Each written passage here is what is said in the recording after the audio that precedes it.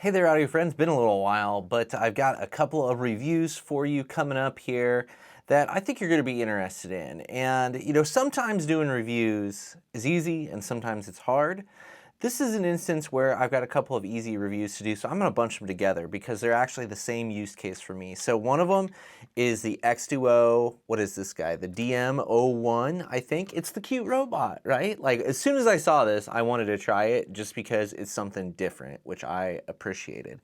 The other one I've had for quite a while here, and that is the Fosi K7. Now this guy is just kind of it's a cheaper all-in-one kind of desktop DAC amp that is geared towards gamers.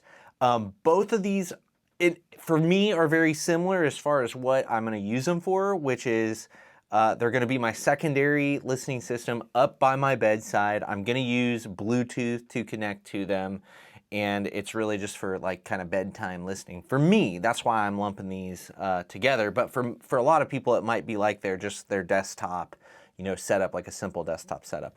I've also thrown the Topping G5 in for comparison because this was previously my go-to for that use case, Bluetooth by my bedside. So, let's dig into these three things. We'll talk about the differences between them, and ultimately we'll get to a sound comparison, and I'll talk to you about which one, I think is worth taking the closest look at.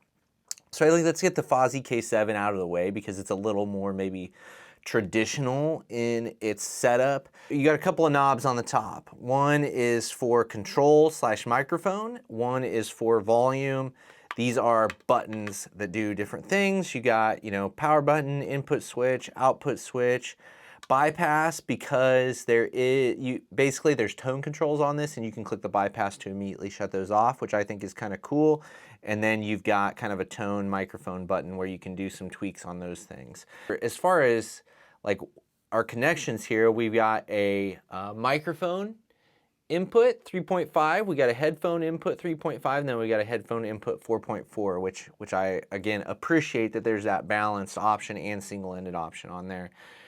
On the back, you've got pretty basic DAC stuff here: Bluetooth antenna, RCA outs, coax in, optical in, USB in, and your power supply in. So, you could run a set of active speakers or something like that with these as well, which again is cool, and you got a couple of input options, which again is handy to have. Outside of that, it's a black box. You got a little screen on the front there, gives you a little bit of information, gets the job done. I would just consider it to be a simple desktop DAC, black box with basic functionality. I think it all works really well though, as far as that goes. Now, we get into the, oh my, we lost a foot. Okay, now we'll talk about that here in a minute. I don't want to nitpick it to get off the bat here, but yeah, I lost a foot. That's a bummer. Okay, so the DM01 here. What a cute DAC amp and an interesting idea. I love the robot idea, especially because we've got, the tube on top, gives you kind of that classic robot 1950s, 1960s look to it. What's interesting about how they have it set up here is the arms are actually like the controls, so they kind of snap into different positions, and that's how you control the device and select inputs and things like that. So you can go all the way down, which doesn't do anything and kind of covers up your port. You got off there, and then you go all the way up, and now you can see it's turning on. Now, one thing that I found to be a little bit of a disappointment is you can see it's got what looks to be like a screen here, except it's not actually a screen. All it has is just this little circuit display on there, and it colors differently depending on what settings you have on there. Flip around to the other side, and you can switch between USB and Bluetooth. Okay, so that's kind of cool, and you can see that like if I switch to USB, now it's red. If I switch to Bluetooth, now it's blue. So while it doesn't give you a lot of information, it does function to tell you how your device is set up and how it's operating, right? Another nitpick that I have about this device is the volume controls are just like push buttons on the sides here. So you push kind of what I would consider to be like the ears of the robot, and you can see that as you change it, again, it's going to give you a little bit of indication of what the volume is depending on what color it's flashing. And I kind of hated this control. You know, I would have much rather just had like a dial or something on the side here. I think could have fit with the aesthetic and just made it easier to use. I found it to be a bit clunky to change the volume and a very slow process. Obviously, you've got the tube up at the top there. Around the back, again, for inputs here and outputs, we got around the back, you've got just a 1/4 inch. That's all you have is just a single-ended 1/4 inch here. And then on the back, you do have an aux out and a USB in addition to your Bluetooth setup. Now, as much as I love the aesthetic, right, mine came, it finally fell off, and that just happened here while we were watching the video. Mine came with one of the feet loose. And normally that wouldn't be a big deal, whatever, these things happen, right? It's just a little screw that goes in there, except here's the problem with this, is this rubber that's on the bottom of this foot, it's like, it's glued down, right? So it's not, like I haven't been able to fix this because look at that adhesive that's under there, right? So in order to, if I were to fix the foot here, I'd have to like rip off this foot. I'd have to then reapply adhesive, etc. I don't know. It was just a bad first impression when you get a new device and there's like something not tightened down and wobbly on it. So quality control, I mean, I've only had one unit, but I don't know. I'm skeptical, right? I'm skeptical of it. Okay, so let's talk, now that we've kind of talked about these guys, let's talk about how I tested them, and then we'll get into some sound impressions, and we'll also do another little test here thrown in later, like with some microphones and things, just to see how those sound with these guys, right? So, in general, I only use the Aria Stealth Edition for this, and the reason for that being is, well, number one, I find that headphone to be kind of a boring headphone, so I thought maybe the DM01 with a little tube flavor might spice it up a little bit and, you know, make it a little more appealing to me, was kind of the thought process there. Plus, I didn't want to go too high-end with the headphones that I use with these devices because, you know, I don't think that's the use case for them, right? And, you know, again, maybe a dynamic would be a good thing to test with these too. You know, something that you might use for like gaming, but I just didn't have anything that I thought would be good to test with it on hand right now for that purpose. So I started with the G5 with my testing just because it's the one I'm most familiar with. And what I thought is that it was pretty hard to fault. Like I was listening to it, I was listening to Aria Stealth, and I was like, yeah, this is all really good, really detailed. You know, nothing sounds out of place. It's a very cohesive sound. I couldn't really fault it, right? And that's probably any of these devices.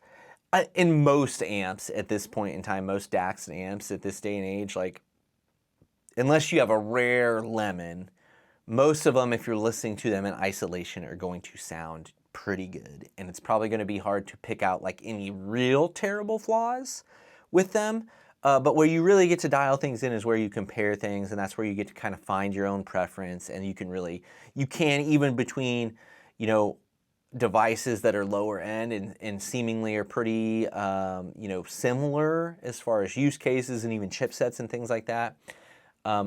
There are differences that you'll hear, and that's where you can maybe like have a little fun experimenting and fine-tuning your listening experience, you know. But so I switched from the G5 to the DM01 to the robot, and I did find it to be a bit richer in its sound. It seemed to me to be a little bit thicker, a little bit bassier, a little bit weightier, a little bit more rounded, you know, not as edgy as the G5 was. I thought it sounded larger, and, you know, one word that I said was it didn't sound as brittle as the G5, and if I could fault the G5, that is kind of its fault, is it does feel a little maybe plasticky and brittle in its sound and in some of its presentation, you know? I also thought that the DM01 did a good job of taming the treble just a little bit and bringing the vocals a little more forward. So for the music that I really like to listen to, which is a lot of kind of folky music, I thought that was a pretty good fit. Now, that being said, when I switched back again a couple more times, I did feel like the robot was a little bit hazier, a little bit glarier, just didn't quite resolve things to the same extent that the G5 is. So there is a little bit of a trade-off there. Ultimately, I did prefer the robot to the G5, but it's not a perfect, it's better in all regards. There are some trade-offs. So I would say the G5 is a little bit more detailed, has a little bit more treble if you're into that, and it just resolves things a little bit better than the DM01, which is a little bit richer and rounded sounding. I did find that the robot was ultimately easier to listen to with the Aria Stealth. So in my mind, I would take the robot over the G5 if it was just me with the Aria Stealth. Now, I kind of brought the K7 in as an afterthought here, but it was really one of those things that I had it sitting there and I was like, yeah, I might as well throw this into the test, right? And I was so glad I did, because I found it to sound actually really phenomenal with the Aria Stealth. I thought that it retained a lot of what the DM01 did to the Stealth, so it like warmed it up a little bit, made it a little bit richer. But I didn't find it to really have the downsides of the DM01. So it didn't have that like haziness, glariness, to it. It had kind of the technical sharpness and resolving ability of the G5 with the richer, thicker, warmer, rounder sound of the DM01, which ultimately to me was a super good pairing for the Aria Stealth.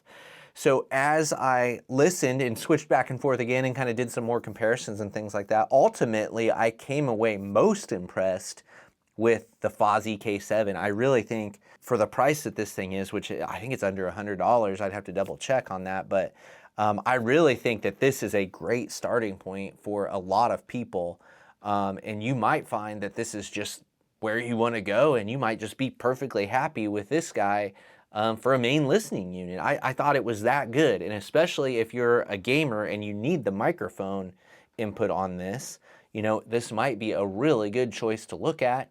And I like that it's got the balance and single-ended. I like that you got outs so you can control speakers. I really think this is a great little desktop unit.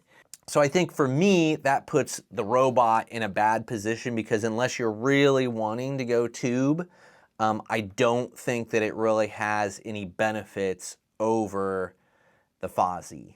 And the quality control is questionable. Okay, so Fosi K7 gets a big win for me, even if it is just another boring kind of black box type of a thing. I did ultimately find it better, but let's do one last test here, which is the microphone test on each of these guys, because I think, I can't be for sure, but it looks like there's a little microphone on the DM01 here. So, let's see what it does. Well, after looking and hooking it up to my Mac, I'm not registering any sort of input device with the DM01, so that doesn't seem to actually be a microphone. So I'm not sure what the heck that thing is, if I'm being honest with you. But let's try the K7 audio, okay? Okay, so you can see my tangle of mess here, and I wasn't gonna, get this all set up, but this is a mod mic from Antlion, which I can link to down below, which is, pretty standard, hooks up to, headphones type of a thing that you might want to use with this type of a setup. So I just thought we'd plug her in and we'll see how the K7 sounds. Hopefully it sounds pretty good. I would say I could give this thing an absolutely glowing review as long as this microphone sounds pretty decent, and even if it doesn't, I still think it's pretty good for just an audio output device. So ultimately for me, the Fosi K7 is just a great little unit, and I was just surprised by how much I enjoyed using it. So I really would recommend that one. Obviously, if you need portability and a battery, something like the G5 is going to suit your needs better than either one of these other things that needs to be plugged in. But I think if you're looking to just get something on your desk that can stay there and be plugged in, or on your bedside table or something like that, I think the Fosi is worth a look. I think the robot, as cute as it is, I'd probably pass on it. So thank you to Fosi for sending the K7 to me for review. I appreciate that. I do get to keep that. But they didn't pay me otherwise for the review. Thank you to Apos for sending out the robot. I appreciate you sending it out, even if I don't think it's a great device. So thanks to all you guys for listening and watching. Appreciate you. Hopefully I'll catch you in the next one.